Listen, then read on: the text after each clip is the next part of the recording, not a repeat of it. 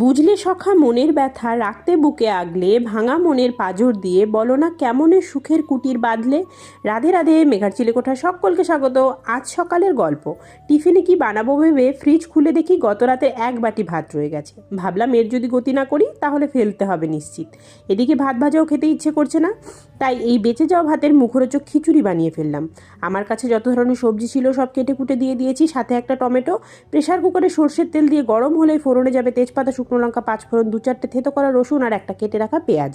সামান্য নুন হলুদ দিয়ে পেঁয়াজটাকে একটু ভেজে নিয়ে কেটে রাখা শীতকালীন সবজিগুলো দিয়ে দেবো।